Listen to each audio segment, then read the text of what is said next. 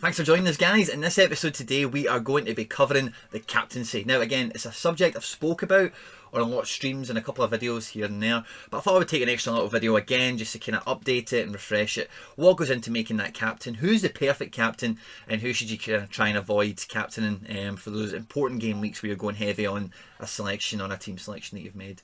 If you're new around here, guys, like always, please, before you watch any more of the video, hit that like button now. If you haven't already, subscribe to the channel. If you've not joined the platform, SoRare, links are down below for all the free stuff to get you up and running. Let's get stuck into it.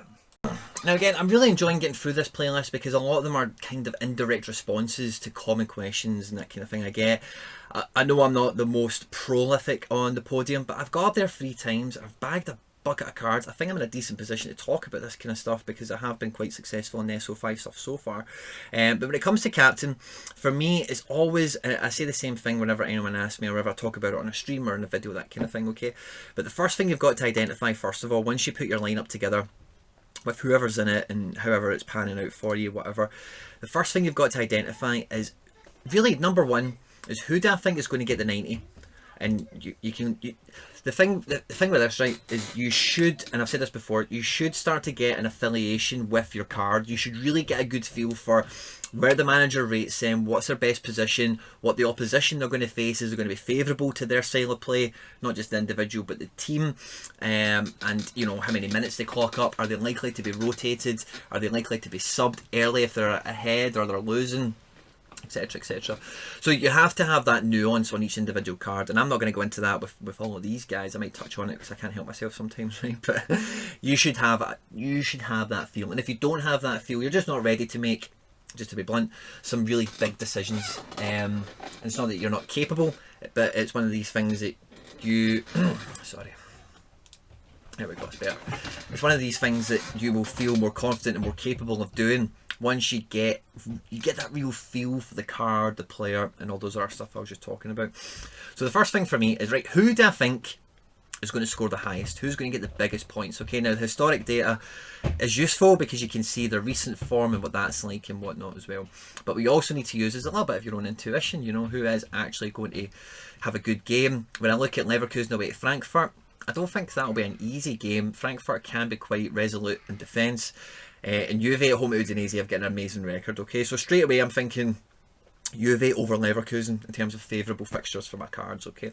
Now I look at Danilo and Ramsey. Now, Danilo is much more likely to get the full 90 minutes. Cuadrado's been suspended, so Danilo will probably play right back in a back four, pardon me. And Aaron Ramsey, I suspect, will start along with somebody like McKennie, maybe Arthur or something like that. But I expect Ramsey to start. But I do not expect Ramsey to get 90 minutes. So I find myself in this conundrum, right?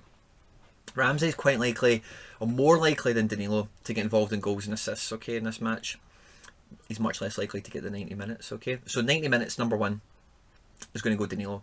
The second thing I'll ask myself is, who do I wish I could sneak into this D4 lineup as a super rare? Shh, don't tell him. It would probably be the Ramsey, okay? So when I look at Ramsey and I think, right, he'll get 60 to 70 minutes, I would suspect, I'm quite happy with that, and his likelihood for a goal contribution is quite high. So that's the kind of way I'm going to steer it. Now, the captain choice cannot be understated.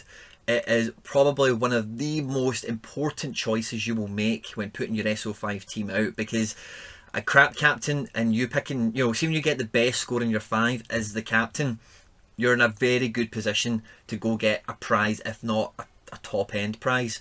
So it is a really key decision, and it's one of these things that has an element of luck about it. Let's just call a spade a spade. You do need to get lucky, you know.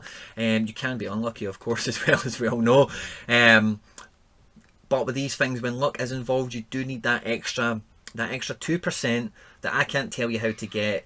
Neither can your friends or anyone else on Twitter or whatever. It's that little feel you get that I think he's playing, I think he's in good form, and I think he's going to get involved in whatever I need him to get involved in to get the score required. So I'll push me towards Ramsey for this example. The other little note I've got on this as well is anyone who you are, if I said to you, do you think they'll score 60 or above?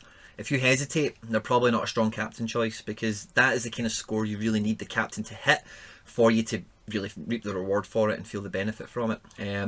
So if you reckon they'll hit 60 plus, do they have a 90-ish in their locker? I think that's an important metric to gauge as well. It doesn't need to be in the recent form, it can be historic, because again, you're thinking about form, coming into the team, coming out of the team, all that kind of stuff. So guys, let me know, how do you select your captain? What's the thought process you go into? What's the kind of criteria you set upon it? I'm really interested to hear. If you've found the video interesting, thank you very much. Please hit the like button, it means a lot to me. It goes a long way to supporting the channel. Subscribe, retweet, share, whatever. All that good stuff, guys. Stay out of trouble, and I'll catch you on the next one. Take care. Bye-bye.